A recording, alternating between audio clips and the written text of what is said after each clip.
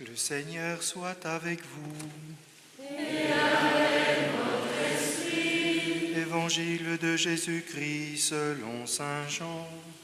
Gloire à toi, Seigneur.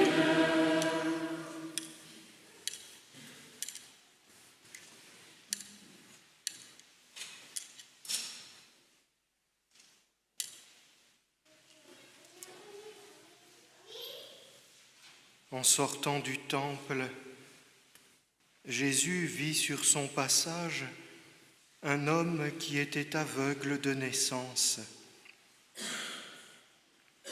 Ses disciples l'interrogèrent. « Rabbi, pourquoi cet homme est-il né aveugle? Est-ce lui qui a péché? Ou bien ses parents ?» Jésus répondit, « Ni lui, ni ses parents. Mais l'action de Dieu devait se manifester en lui. Il nous faut réaliser l'action de celui qui m'a envoyé pendant qu'il fait encore jour. Déjà la nuit approche et personne ne pourra plus agir. Tant que je suis dans le monde, je suis la lumière du monde. » Cela dit, il cracha sur le sol et avec la salive, il fit de la boue qu'il appliqua sur les yeux de l'aveugle et il lui dit « Va te laver à la piscine de Siloé ». Ce nom signifie « envoyé ». L'aveugle y alla donc et il se lava. Quand il revint, il voyait. Ses voisins et ceux qui étaient habitués à le rencontrer, car il était mendiant, dirent alors, « N'est-ce pas celui qui se tenait là pour mendier ?» Les uns disaient « C'est lui », et les autres disaient « Pas du tout, c'est quelqu'un qui lui ressemble. » Mais lui affirmait « C'est bien moi ». Et on lui demandait « Alors comment tes yeux se sont-ils ouverts ?» Il répondit « L'homme qu'on appelle Jésus a fait de la boue. Il m'en a frotté les yeux et m'a dit « Va te laver à la piscine de Siloé ». J'y suis donc allé et je me suis lavé. Alors j'ai vu. Ils lui dirent « Et lui, où est-il » Il répondit « Je ne sais pas ». On amène aux pharisiens cet homme qui avait été aveugle. Or, c'était un jour de sabbat que Jésus avait fait de la boue et lui avait ouvert les yeux. À leur tour, les pharisiens lui demandèrent « Comment se fait-il que tu vois ?» Il leur répondit « Il m'a mis de la boue sur les yeux, je me suis lavé et maintenant je vois. »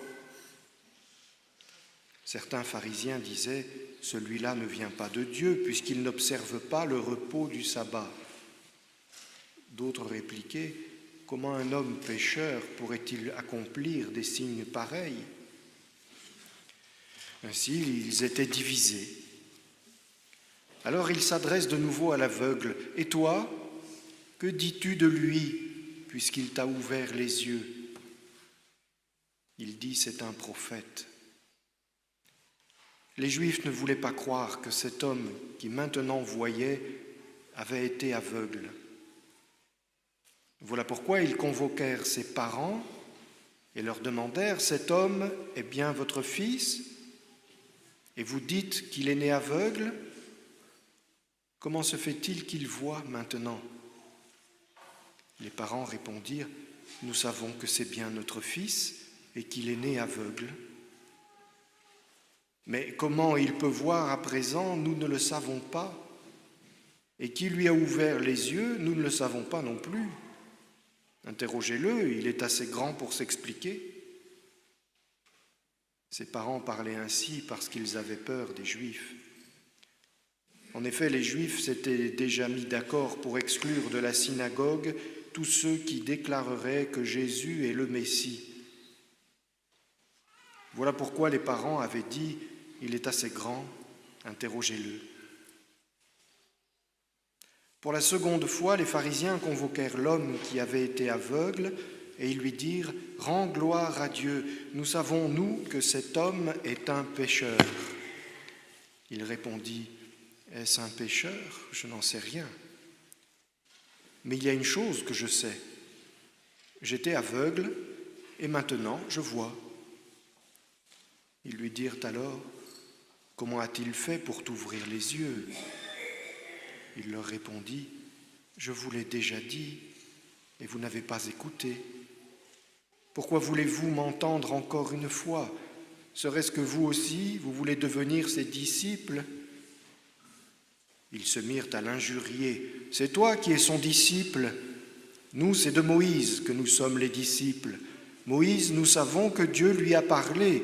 Quant à celui-là, nous ne savons pas d'où il est. » L'homme leur répondit, « Voilà bien ce qui est étonnant. Vous ne savez pas d'où il est, et pourtant il m'a ouvert les yeux. Comme chacun sait, Dieu n'exauce pas les pécheurs, mais si quelqu'un l'honore et fait sa volonté, il l'exauce. Jamais encore on avait entendu dire qu'un homme avait ouvert les yeux à un aveugle de naissance. Si cet homme-là ne venait pas de Dieu, il ne pourrait rien faire. » Ils répliquèrent, « Tu es tout entier plongé dans le péché depuis ta naissance, et tu nous fais la leçon ?» Et ils le jetèrent dehors. Jésus apprit qu'il l'avait expulsé. Alors il vint le trouver et lui dit, « Crois-tu au Fils de l'homme ?» Il répondit, « Et qui est-il, Seigneur, pour que je croie en lui ?» Jésus lui dit, « Tu le vois, c'est lui qui te parle. » Il dit, « Je crois, Seigneur. » Et il se prosterna devant lui. Jésus dit alors, « Je suis venu en ce monde pour une remise en question, pour que ceux qui ne voient pas puissent voir et que ceux qui voient deviennent aveugles. » Des pharisiens qui se trouvaient avec lui entendirent ces paroles et lui dirent, « Serions-nous des aveugles, nous aussi ?» Jésus leur répondit, « Si vous étiez des aveugles, vous n'auriez pas de péché. Mais du moment que vous dites « nous voyons », votre péché demeure. »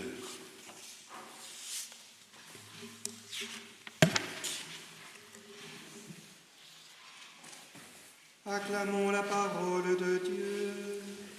Louange à toi, Seigneur Jésus.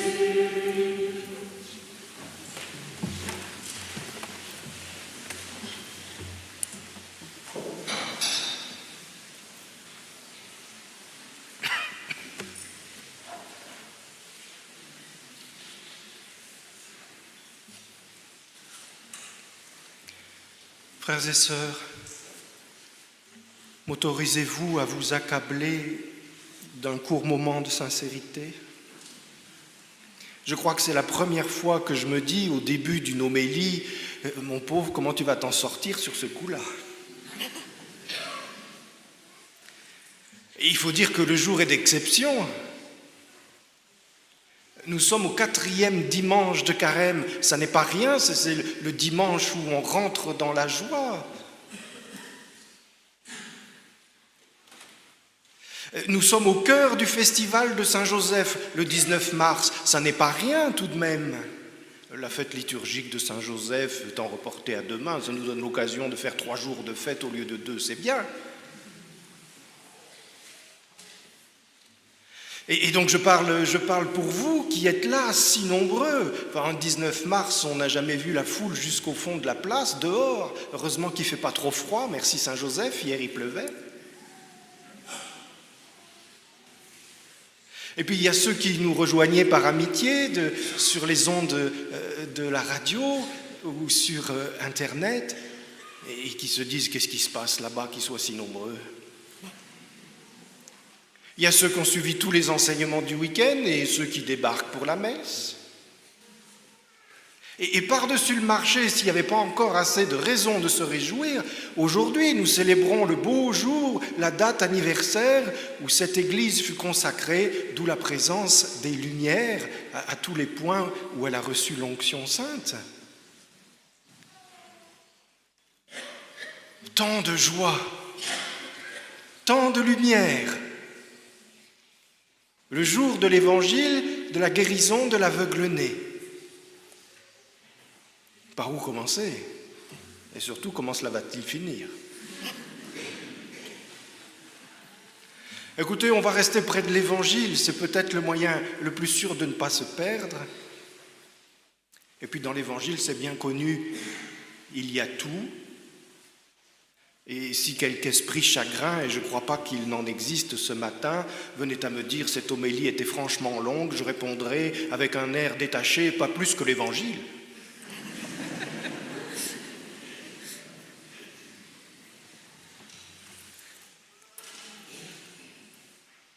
C'est le jour de la guérison de l'aveugle-né. Cet homme qui n'a jamais vu la lumière du soleil. Il est dans son coin, il est mendiant, il y passe ses journées. Et il ne voit rien, il entend un peu ce qui se passe, mais il ne voit rien de ce qui est autour de lui. Et pourtant, le salut est à quelques pas. Le salut est devant lui et il ne le voit pas. Il ne risque pas de le demander. Et c'est un des grands enjeux de la vie spirituelle. On peut se dire, après coup, parce que nous, on voit, on comprend, on s'imagine qu'on comprend, mais quand c'est trop tard, on se dit, oh, Jésus était là. Et je ne l'ai pas remarqué. Et pourtant, on n'est pas des aveugles-nés. Peut-être que si. Mais vous voyez, dans cet évangile, tous les jeux sont sur ce qui est à voir, ce qui est vu, celui qui n'est pas vu. L'aveugle-né ne voit pas Jésus, pas tout de suite. Mais Jésus le voit tout de suite. Il le voit dans son coin, qui ne demande rien. Bien des fois, dans l'Évangile, Jésus est interpellé et il s'arrête. Que veux-tu que je fasse pour toi? Veux-tu vraiment guérir? Mais là, non, rien. Il arrive, il fait sa petite pâte à modeler, il prend sa boue, il ne demande rien au gars. Je crois que ça doit être un grand sujet de consolation pour nous tous.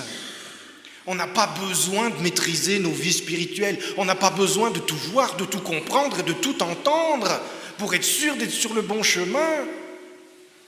Le bon berger s'occupe de ses brebis. Le bon berger n'hésite pas à prendre les devants quand il y en a besoin. Ne croyez pas qu'il va nous laisser nous perdre sans rien faire tout de même. C'est le contraire, il vient nous chercher. Alors, il y a une grande discussion théologique. Est-ce que c'est cet homme qui a péché? Est-ce que ce sont ses parents? Est-ce qu'ils payent la facture ou pas? Gardons ce qui compte dans ce débat, qui est la réponse ultime de Jésus. Je suis la lumière du monde. Je suis la lumière du monde. Et le drame est là, c'est que la lumière vient pour éclairer et que nous y sommes insensibles, ou beaucoup trop insensibles, ou complètement étrangers. Et il vient pour faire toutes choses nouvelles. Et il vient pour une création nouvelle. On l'oublie trop, c'est une réalité fondamentale, c'est une réalité essentielle. Dieu est créateur. On n'y croit pas vraiment à ça. Nous, on se dit un jour, il y a très très très longtemps, Dieu a créé. Mais non, frères et sœurs.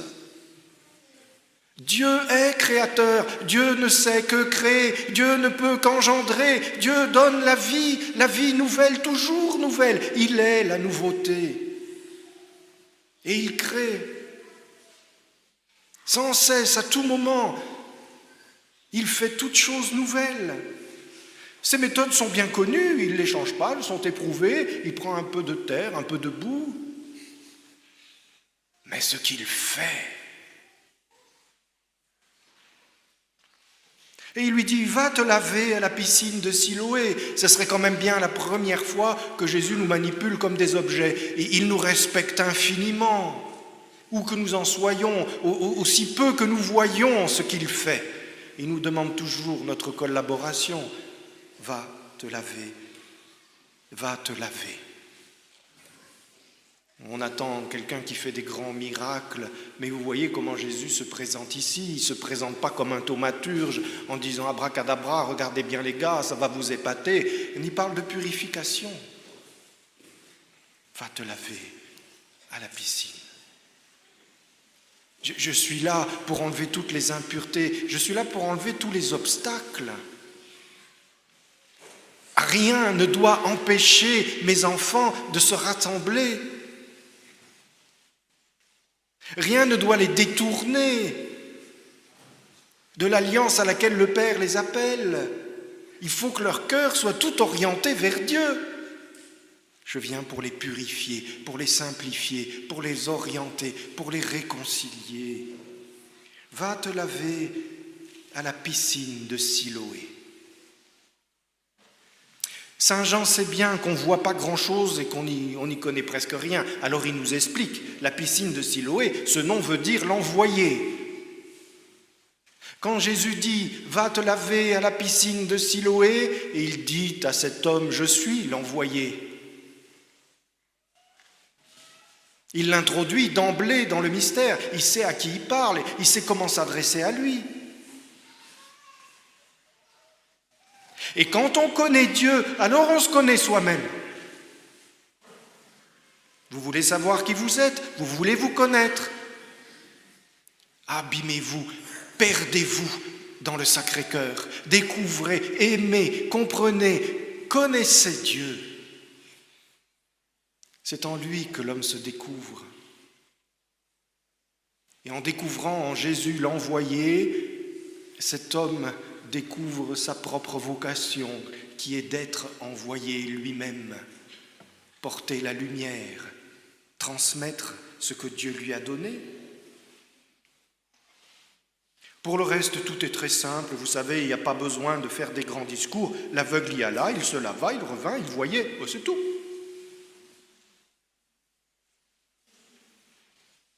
Et après, il y a tous ces dialogues savoureux que nous avons tous appréciés avec la mauvaise foi de ceux qui interrogent, la peur qu'ils inspirent. Mais gardons pour seul fil rouge l'assurance. Petit à petit, cet homme qui était aveugle, qui disait rien, qui demandait rien, qui restait dans son coin, enfin qui demandait rien, qui tendait la main, se met à braver les sages, les anciens, le Sanhédrin, les puissances, les potentats. Ils sont là devant lui et il les nargue. Pourquoi ? Mais il ne se regarde plus, il ne se cherche plus, il n'a plus besoin de se protéger, il ne cherche pas à être épargné, il est témoin de la lumière. Il n'y a que la lumière qui compte. Il y a qu'elle qui peut se frayer un chemin dans les ténèbres. Il y a qu'elle qui peut faire que ce qui était dans l'obscurité n'y était plus. Vous voyez, il y a d'abord la purification, après l'illumination. Et c'est ici que nous voyons cette Église qui resplendit de tous ces lumignons. L'eau de Siloé, c'est l'eau qui servait une fois par an pour les rituels de purification de l'autel dans le temple. On prenait de cette eau-là et on en aspergeait l'autel dans le temple pour que le sacrifice plaise à Dieu, pour que l'homme comprenne quel est le sacrifice qui plaît à Dieu et pour assurer la fécondité des récoltes. Nos vies ne sont pas fécondes tant qu'on n'a pas accueilli l'eau purificatrice. Et cet homme alors, pierre vivante, dirions-nous dans le vocabulaire qui est le nôtre aujourd'hui, n'a plus peur d'être dans la nuit. Il laisse la grâce opérer ce qu'elle a à faire. Il laisse la grâce opérer ce qu'elle a à faire en lui.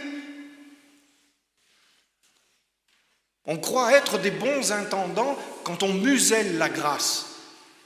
On se dit, oh, le Seigneur m'a fait des cadeaux immenses, alors je vais en prendre un peu pour ci, je vais en utiliser un peu pour ça, éventuellement j'en partage, mais pas trop, parce qu'il faut quand même être économe. Non! C'est comme ça qu'on la perd. C'est comme ça qu'on l'étouffe. Quand on cherche à l'épargner, quand on cherche à se protéger. Alors au début, il y va prudemment. Et il dit, oh cet homme, il m'a mis de la boue sur les yeux, je me suis lavé. Il oublie de mentionner la piscine de Siloé, parce qu'il a compris ce que veut dire Siloé. Il sait que ça le mettrait en danger. Et il essaye de ne pas fâcher ses interlocuteurs. Mais ça ne dure pas très longtemps. Quand il s'agit de régler le débat, il est vite mis en position de juge. Et toi, que dis-tu de lui? C'est très étonnant cette situation dans laquelle le Seigneur permet que nous soyons placés. C'est très étonnant tant que nous n'avons pas compris l'importance de se situer face à Jésus. C'est lui la lumière du monde. C'est lui qu'il faut accueillir, qu'il faut reconnaître et à qui il faut s'ouvrir. La seule question c'est, et vous, que dites-vous? Pour vous, qui suis-je? Demande Jésus à chaque homme, à tout homme. Et il demande à ses témoins de prendre position sur cette question-là. Et cette question-là seulement parce que c'est la seule qui a de l'importance. Et c'est à partir de ce moment que cet homme devient pleinement disciple, qu'il laisse tomber ses peurs. Il sort du débat. Peu importe de savoir si on a le droit de cracher dans la poussière le jour du sabbat. Cet homme est un prophète, pour le moins.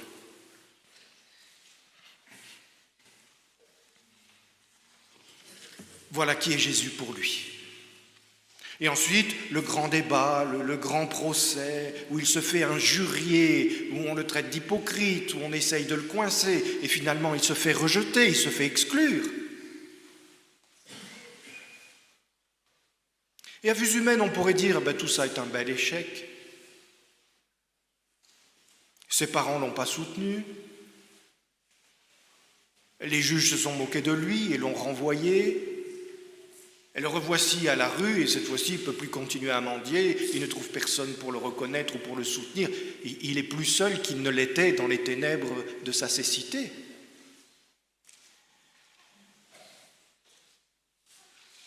Et Jésus vient. Jésus le rejoint dans sa solitude. Jésus vient le trouver. Et il lui dit, crois-tu au Fils de l'homme? Quelque chose de plus important que ce à quoi nous pouvons penser, quelque chose de plus important que ce que nous pouvons évaluer est à l'œuvre dans nos vies. C'est la foi, c'est l'attachement au Fils de l'homme qui est Dieu. Et Jésus se révèle. Jésus se révèle pleinement au cœur de celui qui croit. Je le crois. Eh bien, tu le vois, c'est lui qui te parle. Je crois, Seigneur. Je crois. C'est le seul souci qui devrait être le nôtre. La foi et les œuvres de la foi. Est-ce que sa famille va se réconcilier? On verra bien, ça n'inquiète pas Jésus. Est-ce que les gens de ce tribunal vont être destitués ou corrigés, ou est-ce qu'ils vont finir par se convertir? J'en sais rien, c'est pas écrit.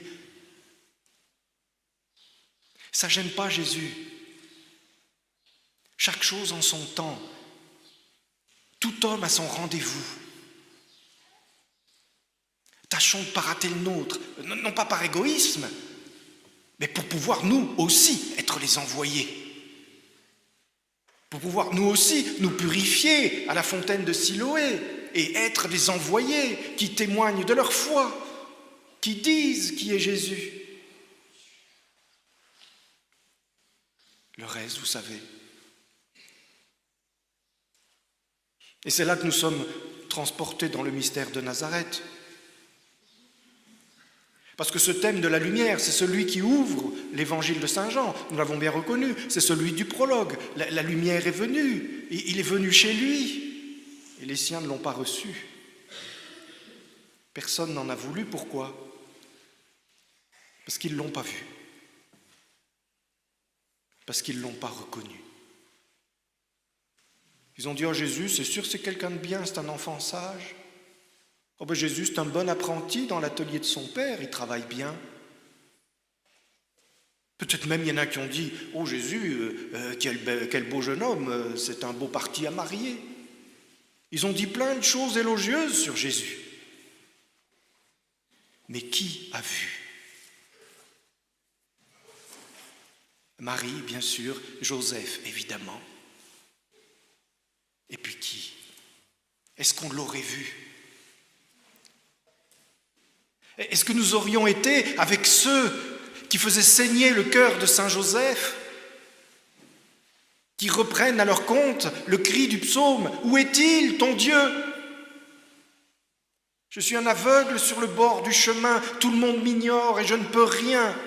Je suis accablé par les malheurs, ma vie est une succession d'échecs et de désillusions. Où est-il, ton Dieu ? Et Joseph qui entendait tous les cris de ses frères qui s'exprimaient comme ça ou autrement, nous connaissons bien ce langage, c'est le nôtre aussi. Et Joseph qui disait, mais vous ne le voyez donc pas ? Il est là avec moi, je le tiens par la main. Vous le cherchez donc bien loin, mais il est là présent, vivant, au milieu de vous, au milieu de nous. Il s'est fait notre frère. Qu'est-ce qui fait que Joseph voyait Marie, encore on peut comprendre, elle est l'Immaculée. Qu'est-ce qui fait que Joseph voyait et que les autres hommes des villageois de Nazareth, pourquoi voyaient rien ?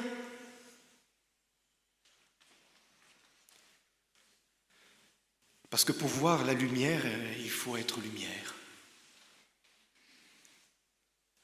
Parce que pour reconnaître la sainteté, il faut être soi-même suffisamment envahi par l'esprit de sainteté. Parce que Joseph était un digne fils de David qui, dans la première lecture, ne nous est pas présenté comme un guerrier vigoureux et victorieux, que comme un fier fondateur de la cité de Jérusalem, mais comme un enfant humble, qui ne cherche pas à se mettre en avant, qui ne cherche pas à se faire valoir, qui ne raconte pas qu'il a affronté avec ses mains nues et sa petite fronde le lion et l'ours pour défendre son troupeau, qui ne pense même pas venir à la réunion où tous les frères sont convoqués. Un cœur humble comme celui de David. Voilà le cœur de Joseph. Un cœur purifié. C'est la grâce peut-être, frères et sœurs, que nous pouvons demander pour nous tous qui sommes venus ici nombreux en pèlerinage à Saint-Joseph de Montrouge. Que Saint Joseph nous touche. Que Saint Joseph entende toutes les prières, tous les cris que nous voulons déposer. Il veut les recevoir, il veut les accueillir. Il veut les présenter en notre nom à son Fils. Mais il désire aussi que nous entendions la réponse qu'il nous fait. Ton Dieu, ton Sauveur, ton Rédempteur, il est là, tout près. Je le tiens par la main, il est avec moi. Ne le vois-tu pas bien ? Il va venir maintenant sous la plus grande pauvreté qui soit, dans cette Eucharistie, sur l'autel, dans cette hostie consacrée. Le vois-tu, c'est lui qui te parle dans la parole qui est proclamée chaque dimanche. Le vois-tu bien ? Si tu le vois et si tu le reconnais, nous dit notre bon Père Saint Joseph, alors surtout, suis mon bon conseil. ne lui refuse rien.